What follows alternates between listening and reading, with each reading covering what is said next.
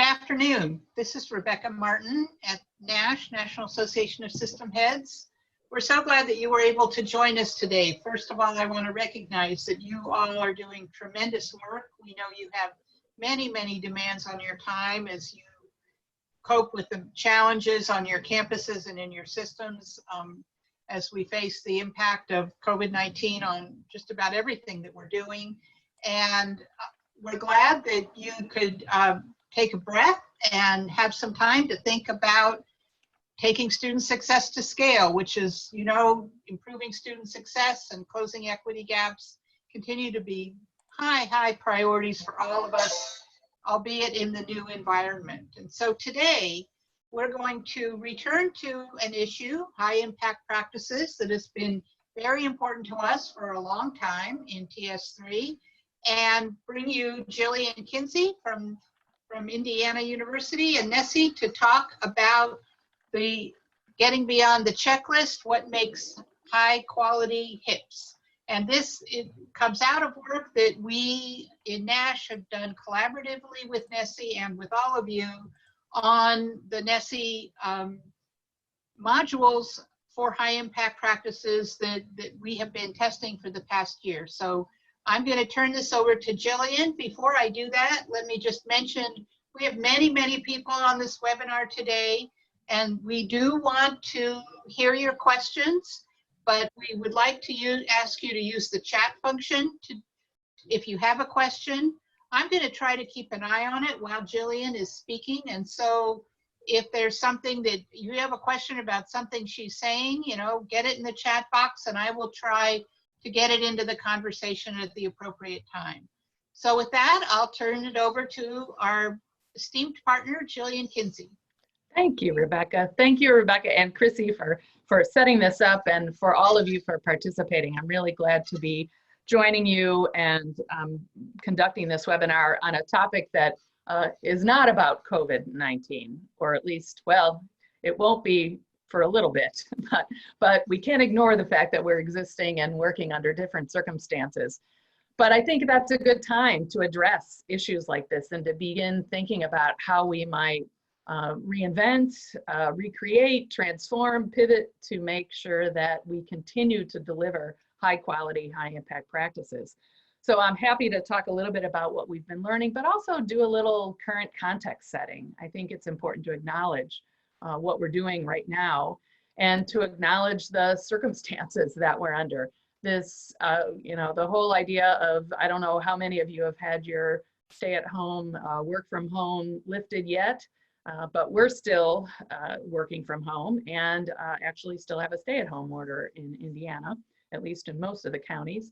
But I just want to acknowledge these trying circumstances and to remind us all that what we need right now is a little space. In fact, we're getting pretty specific about that amount of space of being 6 feet, compassion and grace during this period. So I hope you'll afford that to each other and perhaps with me as we kind of go through this topic that I still think is important given this time, particularly given what I've been seeing on a variety of platforms, including Inside Higher Education and the Chronicle and other places that have addressed the idea of high impact practices and COVID-19, not only in this semester, but what we can expect to see in the future, depending on how education is delivered. This idea that some institutions are very proud about the fact that they're providing resources for community engaged teaching and learning during COVID. Other places boasting about the importance of finding internships and intern alternatives. Others that are reporting more scary statistics about shifts in summer internship arrangements. Others that are imagining different ways of delivering education abroad in a post-COVID-19 setting. And then finally, this comes from one of the Utah institutions, Dixie State, that was doing a great job of promoting the fact that they're still doing capstone projects online and how important that was to students and faculty. So certainly still talking about HIPs and how we might re-engage this work. So I hope that we can maybe share some resources. So if things occur to you as I'm talking, that might be relevant for the future or even now, as some of you are still finishing up semesters, about your high impact practices, please share that in the chat. And I think it might also make this resource even more timely than when it was produced in 2018, the High Impact Practices in Online Education, a book that several of our colleagues edited. Some of you may have been featured in some of these examples, but I think this might make it incumbent on us to really think about how we can recreate high impact practices given the transition to online environments. So before I get into the content, and so this was my acknowledgement of current day issues, I would like to try and get us all to do a little poll here. So I want to make sure that you're still with me, and where this poll is sort of a practice poll. So I'm going to launch a poll that asks quite simply about if you could just select the HIP that you're either interested in or that you do. So if you're here kind of representing all those people who are in study abroad or undergraduate research, I'd love to get a feel for who's in our audience. So this is a good practice poll, and I can see we've got some excellent responses. We're about halfway there. So I promise I'll show it when we get a good number here. There are a couple of other polls coming up, so this is fair warning that I will ask you to do this at least 2 more times, I hope. So have your device ready, or at least be paying attention so you don't miss the next shout out for a poll. Okay, we're at about 80%. I think I might take that, and I'll show you kind of how we represent across at least these HIPs. Oops, yep, okay, wait, no, missed that one, hold on. Let's go back to number 1. I don't know how it leapt to that. Yep. Okay, well, you know what? I think I may have just messed up my very first poll. Okay, let's try this. Let's try this. I just launched your first poll, Jillian. Oh, did it not launch? You launched the 3rd poll. Oops, that was an accident. I'm sorry about that. Okay, this was a good practice. Let's try this again. So I'm going to invite you again to check off all the HIPs that you're interested in. Okay, this is the real poll now. All right, sorry for that first real rehearsal. All right, so now similar questions, but this time we're representing the full range of HIPs. Thank you, Chrissy, for catching that. All right, and thanks everybody for redoing it. Now you got tipped off to the 3rd poll. Okay, when we hit that 80% mark, I'm gonna end the polling here. Okay, yay, all right. Okay, now let's see who we've got in the audience. Okay, so we're a little bit more spread out here, but still it looks like our highest proportion of representatives are in that 1st-year experience, and the undergraduate research, internships still top in this response, but nice representation across all. And of course, because you were able to check multiples, that's terrific to see. So excellent. This was supposed to be our practice, and I'm glad about that. Thank you very much. And I wanted to at least get a sense of who's here. So nice representation. All right, so now that we know who's here, I want to get us to the meat of this content, which is about the checklist. So that was a good practice checklist to see how many of us are proclaiming and making a commitment to loving HIPs and doing HIPs and being all about HIPs. And the fact that we made the pronouncement, or at least the prescription, that most places should at least offer HIPs so that students can do and participate in at least 2. Looks like we're satisfying that prescription. So there's really a lot of talk and interest about having students do these. And as we can see, I'm going to just pull one example here from University of Wisconsin-Eau Claire, where they're making bold statements about 100% of students participating in at least 2 high-impact learning experiences by the time they graduate as being an important commitment at the institution.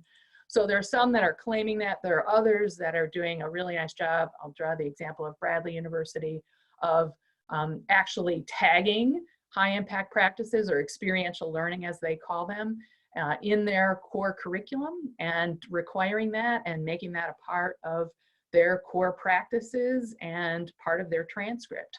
So this is a pretty strong commitment to assuring that all students have high impact practices. But I think with that popularity, I think it also demands that we get beyond the idea of the checklist. And I think this has been a little bit of a caution that's been placed in front of high impact practice. And there are a couple things that are associated with this call to make sure that we don't let the kind of list and promotion get ahead of doing this well. And the first is the importance of articulating the purpose and connecting HIPS to our institutional context. The second thing that's often raised when we want to think about getting beyond the checklist is assuring that HIPS deliver on the promised outcomes, particularly in regard to learning. And the two that I'm going to probably focus on the most here today are about the push to expand offerings, that we don't lose sight of the importance of implementation, and in this case, quality. And then the last one is about equity, that we think about assuring equity throughout our interest and our promotion and our assuring that HIPS are more widespread. So those are the two main topics I want to get to, but I'm going to touch on the other two in the meantime. So certainly we're seeing a real explosion of enthusiasm for HIPS. The idea that all people do too is great. I think we've seen much greater emphasis on claiming the importance, but of course the minute ideas like this become popular, they actually end up getting scrutinized even more. So this is where the call to actually make sure that we're not getting carried away or making them a checklist has come as we kind of have more people get on the bandwagon. So I did want to offer just one thought for all of you, and that's a little bit related to, you know, what's on your mind. I'd love to hear what's on your mind when you thought about joining this webinar. If there are some things that when you saw the phrase getting beyond the checklist, what were you thinking about? Is there anything that we ought to make sure we address here today? And I'd love for you to take advantage of the chat. So if there are things that we can make sure we address, we can do that. So things that are on your mind, I'd love to hear. And Rebecca promised me that she would try and watch the poll so that if there are things that we want to pause me from during the session, that we can address questions. So feel free to keep responding that via the chat, even after I move on to the next slide, and we'll try and weave them in. So Great. Jillian, we already have a few here, so let me just get them out there on the table. Well, I by too fast. Creating a campus process to review and qualify student courses or student experiences. Mm-hmm. Very concerned that we are the only ones using a checklist and we are not actually finding out if things are working on our campus. Mm-hmm. How do we assess so that we aren't just in the checking the boxes? Excellent. I look for best practices in assessing the quality of HIPS from an institutional level. Great. Okay, these are all perfect. There are more, but why don't I'll stop there. And yeah, why don't those sound very relevant, and I'm going to get to those, and I will try and keep an eye on the chat. And Rebecca, thank you for doing that. And Rebecca, you can help hold me accountable for some of those that I may not get to completely. So let's make sure we get back to them. So terrific. Keep logging your interests here. Great. And I see accreditation coming up too. So this is wonderful. All right, well, let's get into it then, because I think that a lot of your questions really hit on the very public debates that I think there's been concern about some of the research that has challenged conventional wisdom about HIPS and the need to make sure that we are assuring quality, and then some of the counter argument to that it's not sufficient to just say, oh, we offer all these. That is a very important, I think, acknowledgement. It's not just about offering these experiences. We need to make sure that we're attending to issues of quality. And that whole idea of quality and implementation is what I think all of your comments really speak to. So I'm going to begin by offering a very helpful recent resource. If you have not seen Ashley Finley's A Comprehensive Approach to Assessment of High Impact Practices, that was published in November 2019. It's freely available on NILOA's website. And I've included the hyperlink here, and I know it will make these slides available afterwards so you can revisit this. I'll reference it again at the end as well, but this is a great resource for, I think, providing a very, as Ashley aptly named this, a comprehensive approach to assessment. I'm going to touch on a couple of the resources in it, and but this is one that you might want to tack back to. The first one that Ashley talks about, and that is part of you know, my routine conversation about high impact practices, is we need to all better articulate the purpose of your institution's HIP offering. It's not enough just to kind of say, oh, well, these are generally good practice and everybody's doing it. I think the importance of identifying the particular purpose that your institution has, the intended value, the worth of the endeavor, the specific things that are relevant to your mission, why you think experiential learning or a particular 3 forms or learning communities are important for your students is important for helping people on your campus understand it, for advisors to understand, and to express HIP value to your students. So that idea of the purpose is a very important part of getting beyond a checklist. The second piece that I think is really important to think about is about delivering on the outcomes. And I just raised a couple of questions here. Some of these resonate with some that Ashley raises in her publication as well, about being specific about the learning gains that will be made, and knowing how those HIPs that you're really counting on will elicit outcomes specific to your campus. So in what way are HIPs delivering on the experience or the public demonstration of competence or whatever, the reflection and integration or application outcome? Do you know exactly how the HIP is delivering on those outcomes? There are other questions that might relate to employability outcomes that are important to your campus and resonate with people about the value of HIPs. So I encourage you to think about being more specific about all of those aspects, why you're doing this, how it's relevant, and then the outcomes that are important. I think there are lots of ways to think about the important assessment questions you raised, even in your own chat here about what brought you to this webinar. And I think, you know, there are lots of indirect assessments that we can use to get at some of the assurance that the HIPs we're delivering are appropriate for our students and our institution and are meeting our objectives.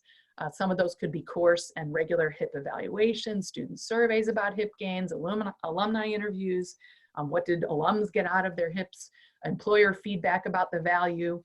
Grades are certainly one indirect assessment, but I think we're probably more keen to explore and expand on direct assessments.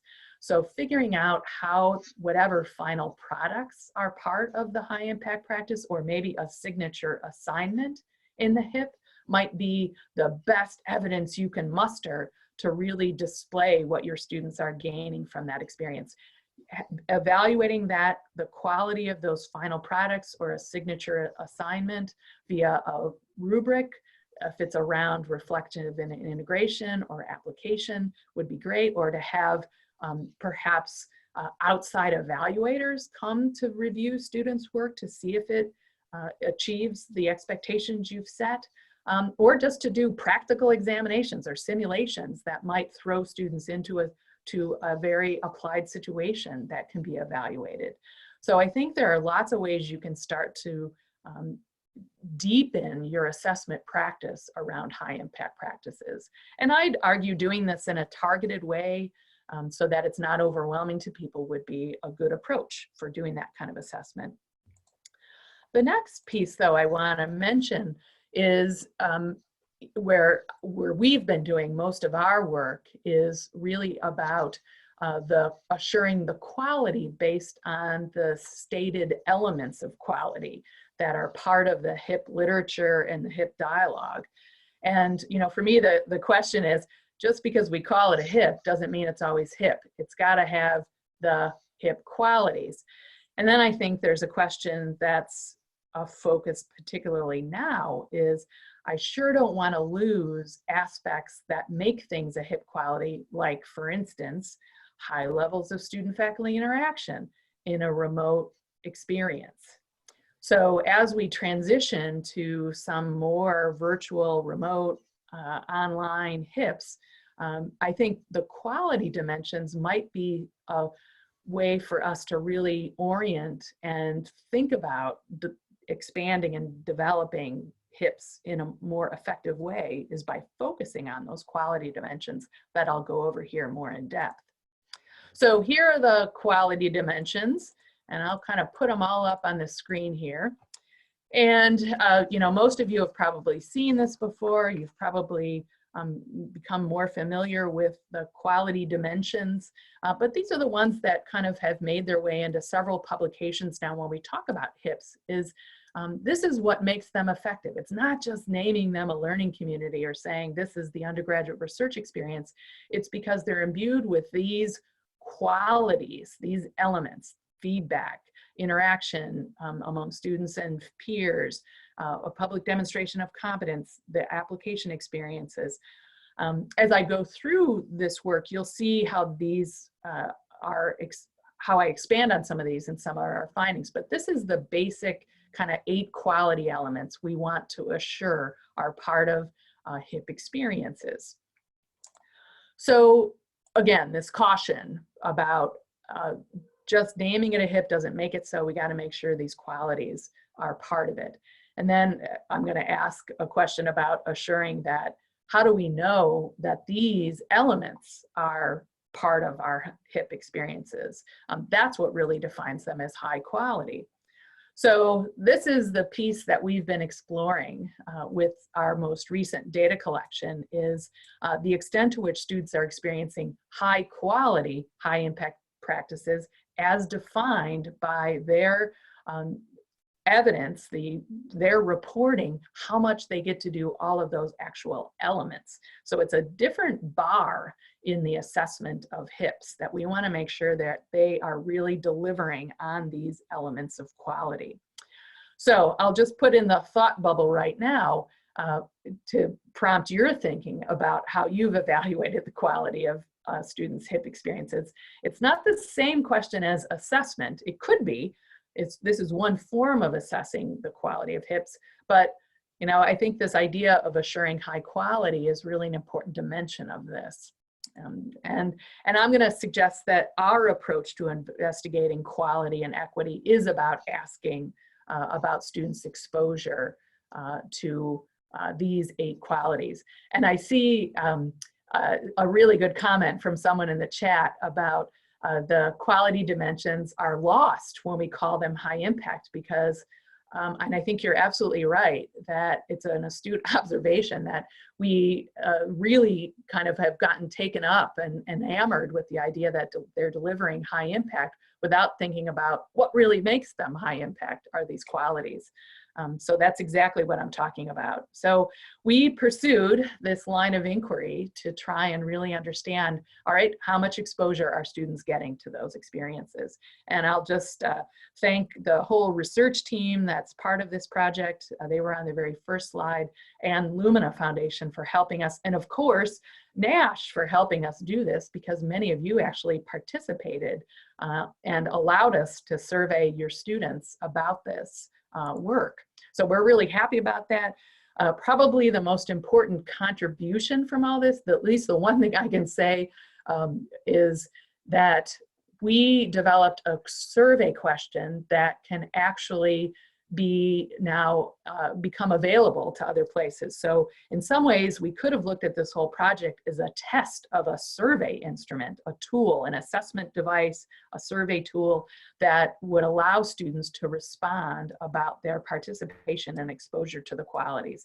So that alone, I think, is helpful. And you know, we've been trying to figure out, how do we make this more available to places? Right now, if someone wants to use it, you can just ask us for the permission to use the questions. Now, because we made it available in 2 forms, on NSSE and as a standalone HIP quality survey, we had control over those delivery options.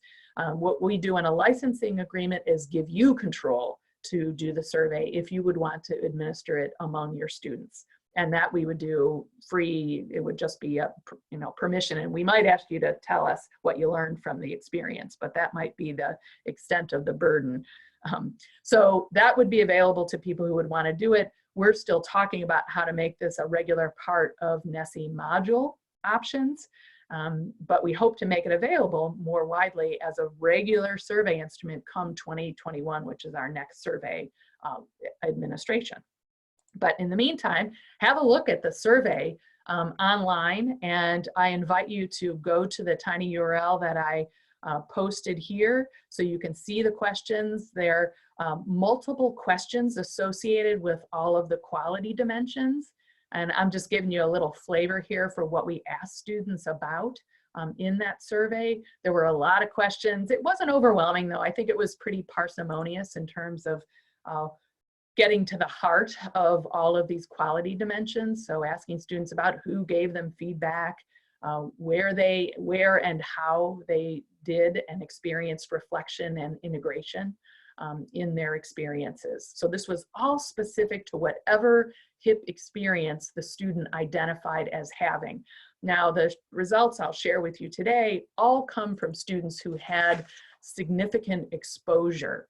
So this isn't students who only did it for 2 weeks or some. We required that that the data that we used for our analysis all were of students who indicated they had been doing this for 4 weeks or more. So it was we could have confidence that they had enough exposure to all the possible elements.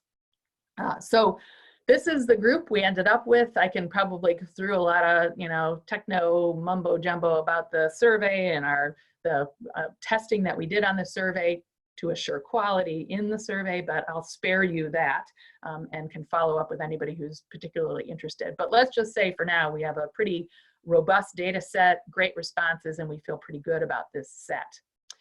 We have nice representation across all the high impact practices, and I bet some of you might have the little numbers here blocked if you've got video going, but hopefully you can see our highest participation, or at least the one that students responded to the most, was about internships. So we have a huge amount of information about internships. In fact, I would say we have a sufficient enough respondent pool to really do a deep dive into internships and also service learning. Those are our 2 highest response categories. And then we got a fair representation percentage-wise across all of the HIPs that we asked about. You'll notice the list is slightly pared down from the original list, but that's just because these are the ones we could reasonably ask about on our survey options. Again, I'm going to return to the poll just to make sure you're still with me here about the elements. And I'm just going to ask you what HIP you think, or what quality you think is most emphasized in your HIP. And let's see if I can launch this poll correctly this time. And again, this is to try and make it a little interactive, get you to think about really what do you emphasize the most. So I opened it up now, you should see it. And just thinking about your HIP, is there a HIP quality that is most emphasized?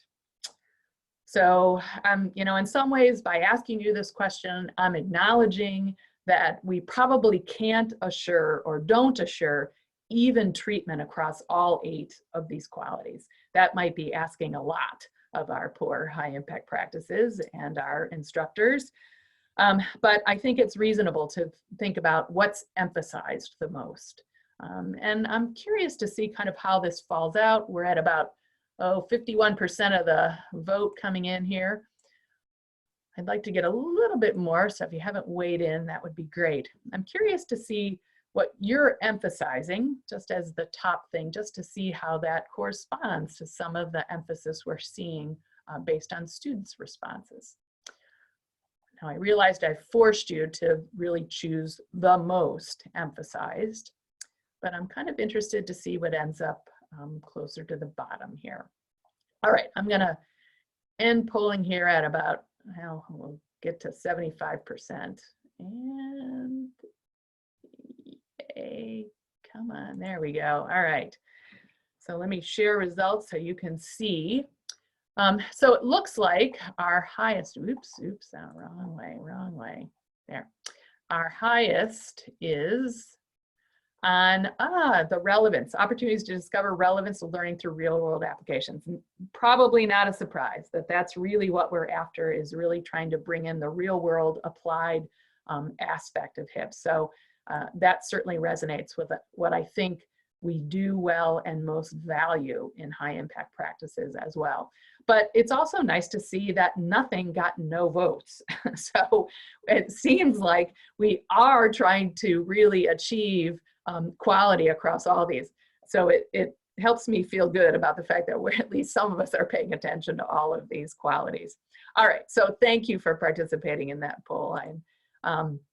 If you have more comments about these qualities or anything, I'd love to continue that conversation, but I think I want to get to the meat of this now and really tell you a little bit more now about how we've been thinking about it. So let me orient you to this little matrix chart that I've been using now for the past probably 2 years to really think about how this, the dimensions of quality kind of jive with all the high impact practices. So the high impact practices on the left, the qualities across the top.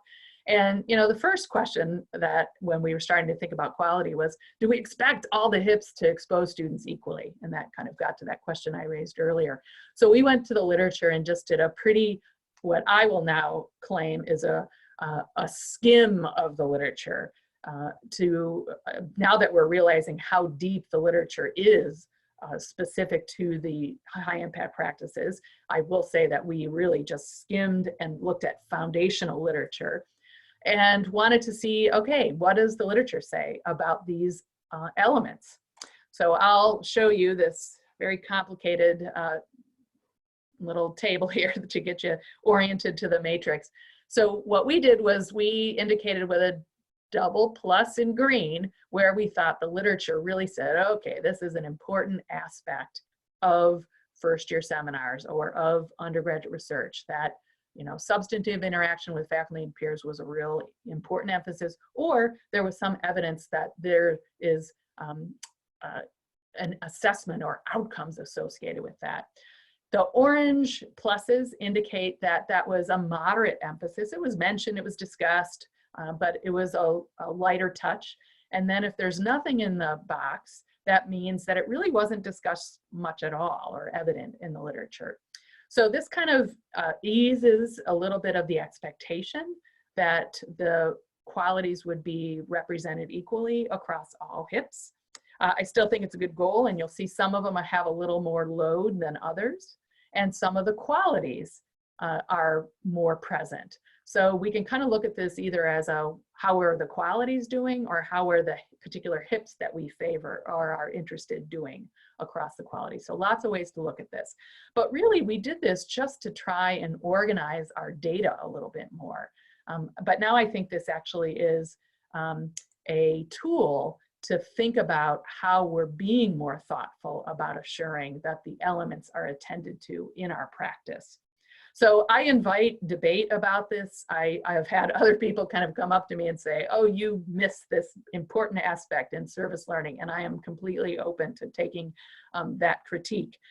So feel free to weigh in any of those ways. But we did it for the purposes of really trying to make this more reasonable in our analysis.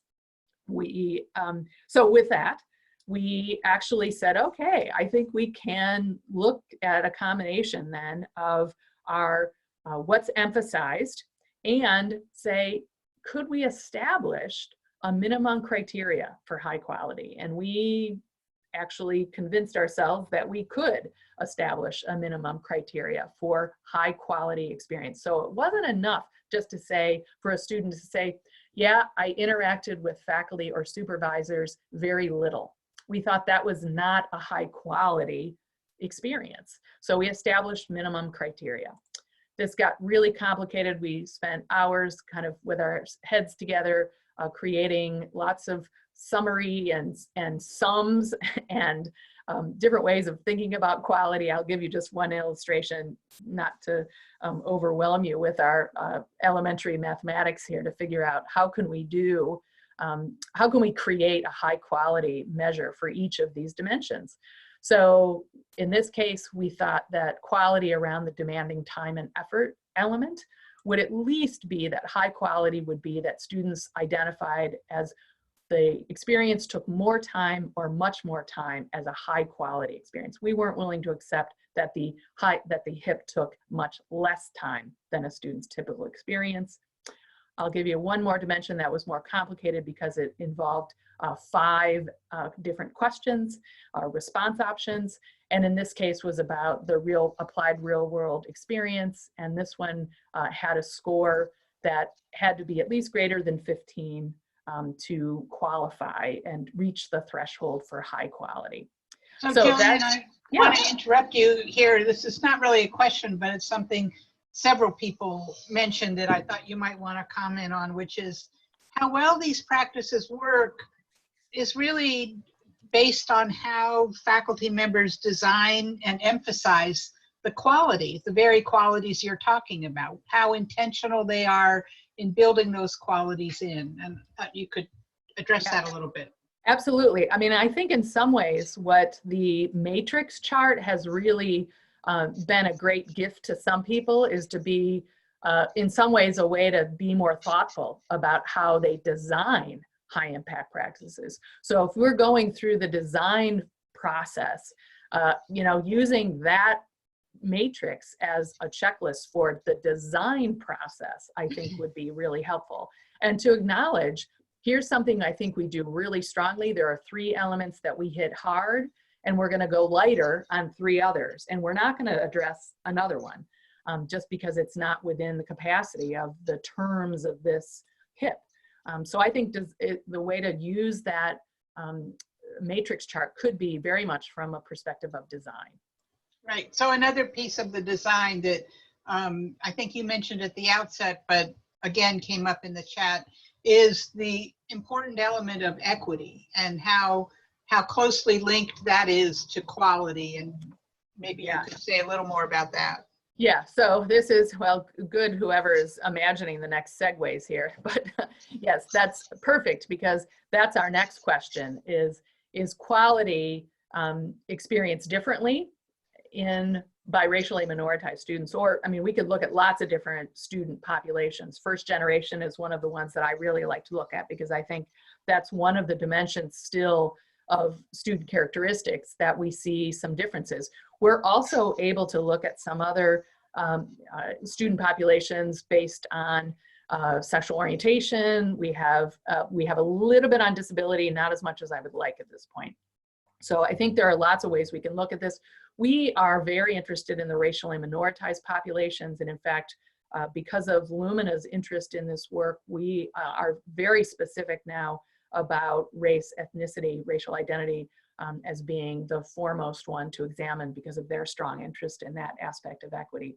So I'm going to show you some results based on both the HIP experiences first, and then I'm going to get right to the racial and minoritized student experience. So let me go through these quickly, first from an aggregate and then from a disaggregated perspective. So again, that same matrix, but this time I will note that you have 9 qualities across the top only because we broke out structured opportunities to reflect and structured opportunities to integrate into 2 because it was such a robust measure. So this actually gives you the proportion of students in the HIP and in that across the element in the green plus dimension. So I've only reflected in this first example here the scores where there were double green pluses. So where the literature suggested, it's just really overwhelming to look at the whole table all at once. So you can see, I'm just going to draw your attention to that just for contrast's sake. High expectations for performance is something that we're doing, that students are saying they're sensing in at least the places, the HIPs where that is a strong emphasis. So undergraduate research, students are saying, yep, There are definitely high expectations for my performance in internships and senior culminating experience. That is, we're getting good coverage around that. But I draw your attention to what's in red, where helping students engage across difference is a much greater range around that dimension. So 66% of students in study abroad are experiencing that or reporting that they're engaging across difference, but 9% in first-year seminars.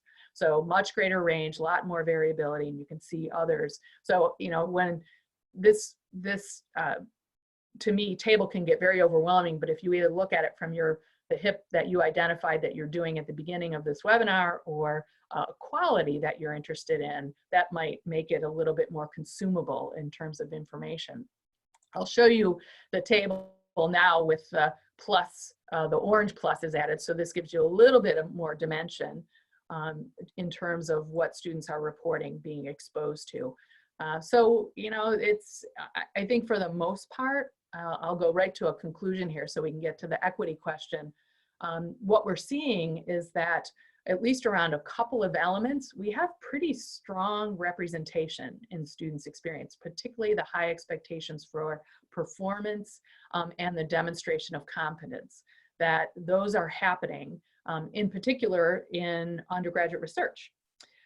That's happening at high levels. The quality engaging across difference is the one that's experienced only much greater variability, but it is experienced at least at the level of high quality by about 2/3 of the students in study abroad. But even on that one, I'd say 2/3 in study abroad, wow, that's not as much as I would expect, given what I think that high impact practice is expected to deliver around that. I'll give you one more. I think there's, you know, the rest of them have greater variability, so it suggests some potential work around, again, somebody else's suggestion about designing experiences to make sure that these aspects get emphasized, and to be able to say, okay, we're doing a pretty good job of telling students and setting expectations for their performance. We must be doing pretty good at setting expectations that this is intense, it's time intensive, the expectations for learning are high, and we want you to show off what you've learned in a public demonstration of competence. Those two things are pretty good. So let me go to the next piece just to to bring in some student voice here. I'm gonna, since we already did poll 3, I'm actually gonna not do that one just for sake of time as well. But I thought it was interesting to indicate and bring students' voice into this by asking, what do you think students rate as the most highly satisfying experience? And I'll get right to the punchline here and show you the satisfaction by HIP. Not for all of them, but the ones that I could at least get on this table. Students are definitely identifying that they're pretty satisfied across all their HIPs, but there are some higher levels of satisfaction. Oops, let me go back. Sorry about that. With the undergraduate research, which clocks in along with internships at about 75%. So pretty high level of satisfaction with those two. A little bit less for learning community, a little bit less for service learning at the highly satisfied. We had some student comments about this dimension as well. I think allowing students to talk about their level of satisfaction is a really important thing. We asked students these 2 questions. They were pretty simple.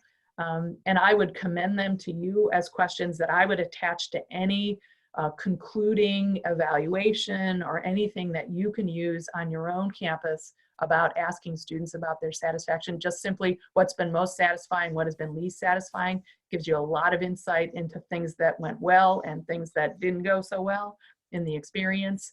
I'll offer just a couple of them that came direct. Students took this question very seriously.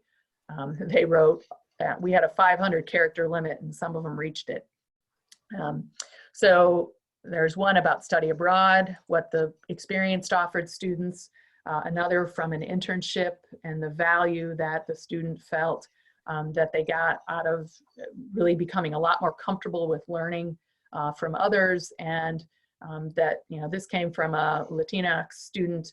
So I think these are really important things to be able to catalog and present students' voices about their experience. So Jillian, here's a question, might fit right here.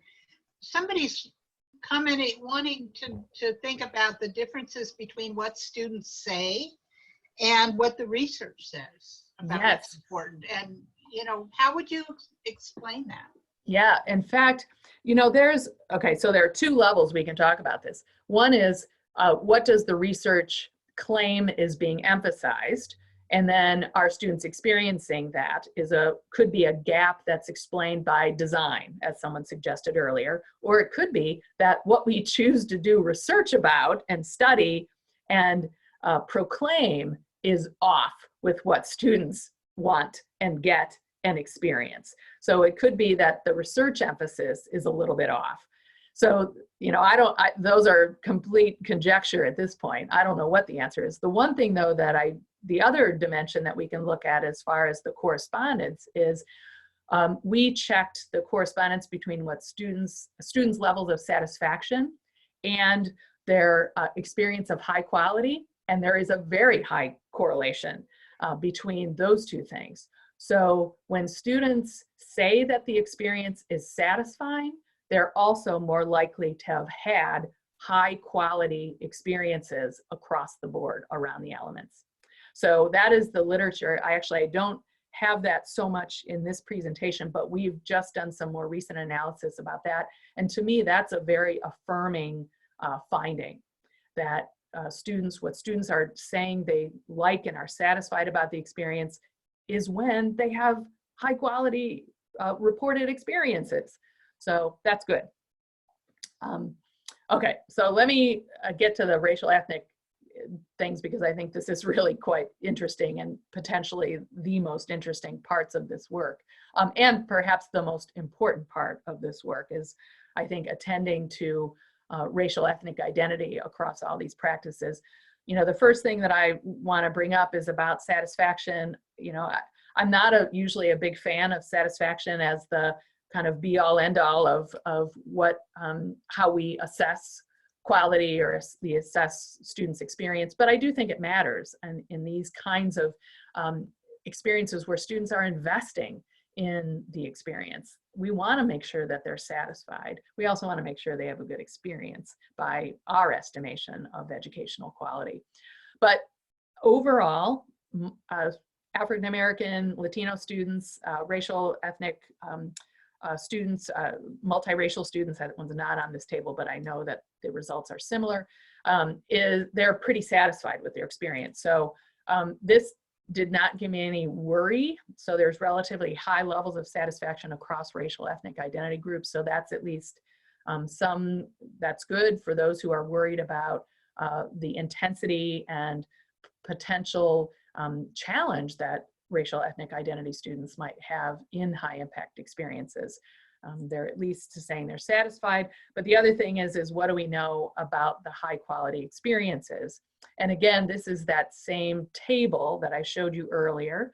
And this time though, we included both white students and racially minoritized status students in here. So the scores are right next to each other. Again, proportion of students who report these things. And, you know, as you quick glance through this, you see most of the numbers are pretty similar. Some of them are statistically different.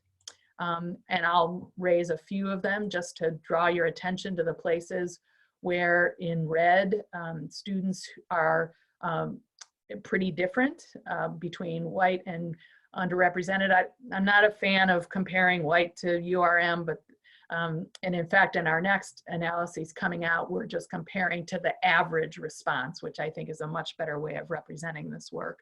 But I do think that it's important to acknowledge the places where racial ethnic identity students are actually having more high quality experiences in the three that are circled in green. So we've got some evenness and then some disparity around these. The other way to look at this is via a heat map.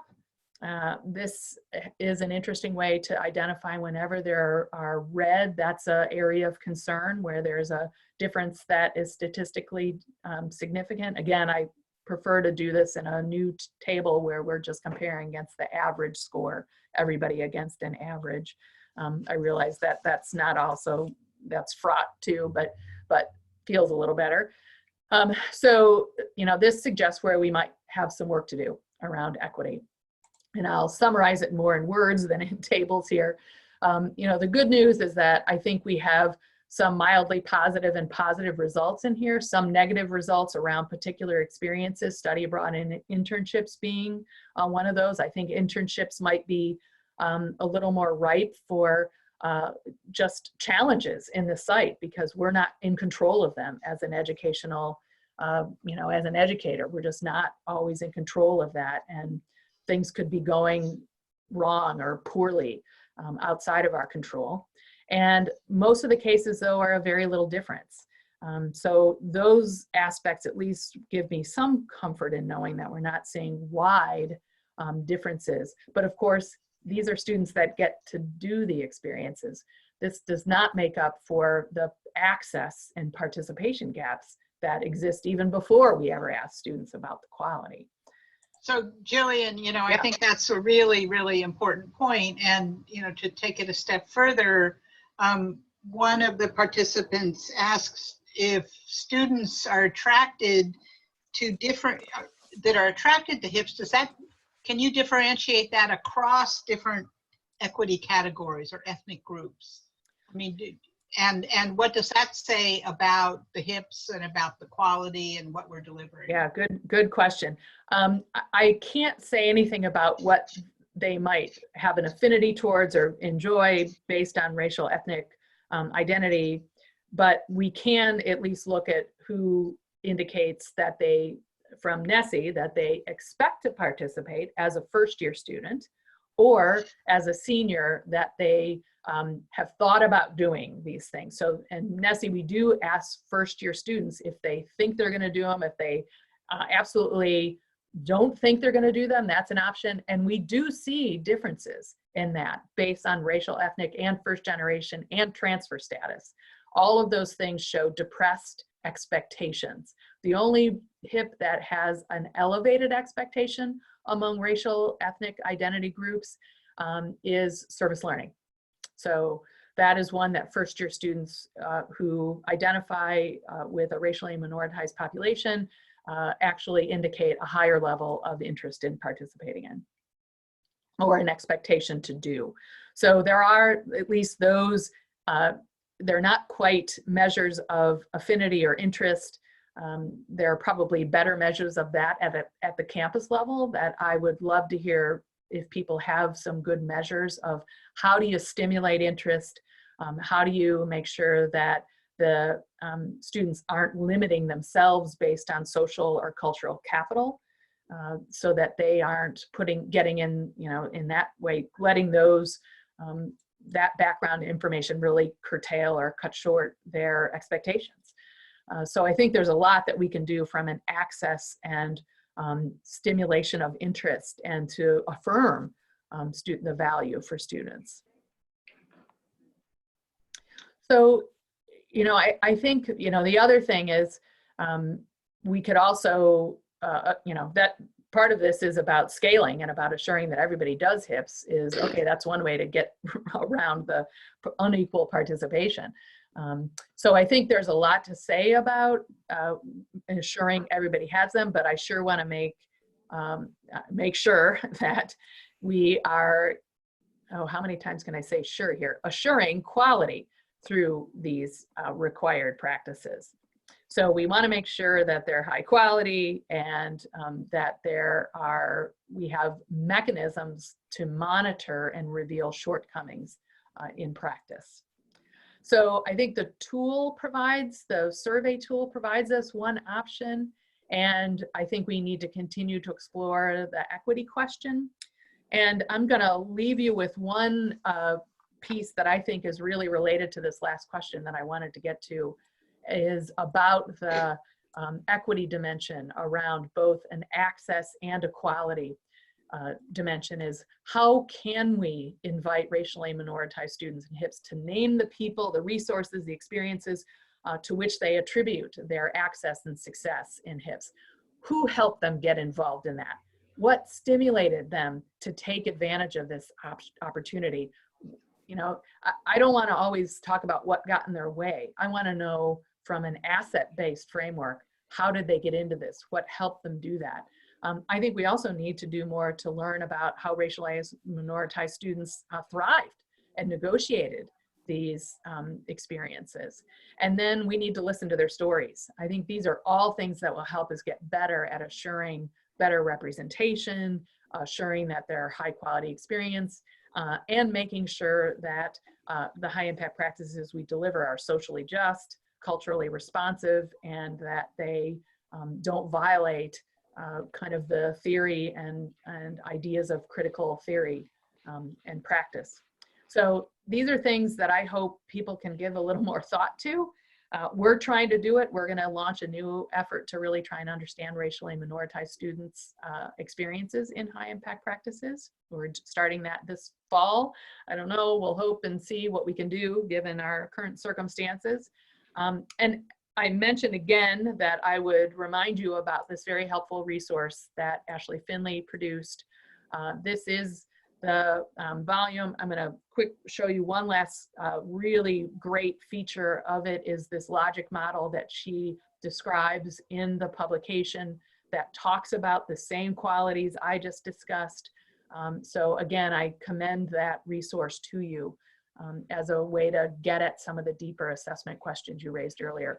So I know I need to stop. I wanted to have more time for questions, but if there are any that have not been raised, I'd love to get to them. Let me just mention that in addition to Ashley Finley's wonderful resource here, NASH, at the beginning of March, right when you were all getting distracted by other issues, rolled out a series of high impact practice modules. And here is the slide. You can find these on the NASH website. And there's a lot of the information, some of which Jillian presented here, but deeper information on assessment, on designing for equity, on many different elements related to high impact practices. This represents what we learned in the 2-year Lumina funded project that we just completed on implementing high impact practices at scale. And so we hope that you will take a look. And again, you can find this on the NASH website, nashonline.org. So let me, I guess, wind up by thanking Jillian very much for all of this great information and the great work that NSSE is doing. You were a great audience. You had many questions. I'm sorry we couldn't get to all of them. We will be sharing a link to this, of this recording as soon as it's available. And Jillian, I think we'll be able to share the slides. Great, yep, absolutely. Let me tell you, Jillian is easy to find at Indiana University, NSSE. I know she would be happy to, if you had a question we didn't get to, and you want to ask her directly, I know she would be responsive. And you heard her say a number of times through this webinar, I'd really love to hear if you have fill in the blank. So if you heard something that you've got that you think Jillian needs to know about, please be sure to send that along to her. I know that she would value that. Yes, it really helps me to know what you're thinking and what we're missing. So thank you. Okay, and then let me just wish all of you best wishes. I know this is the last week of classes for many of you, and while this is you're not going to have a traditional ending of the term or commencement, you're still celebrating important learning for all of your students. And so we hope that you can take pleasure and reward from that. And please stay well. Stay healthy. Let us know how you're doing. And we'll see you again soon. Taking Student Success is alive and well. We'll be back with more information for you at some point in the future. So thanks a lot and have a great day. Thank you, everyone. Thank you. Thanks, Rebecca. Sure. Thanks, Chrissy. Jillian.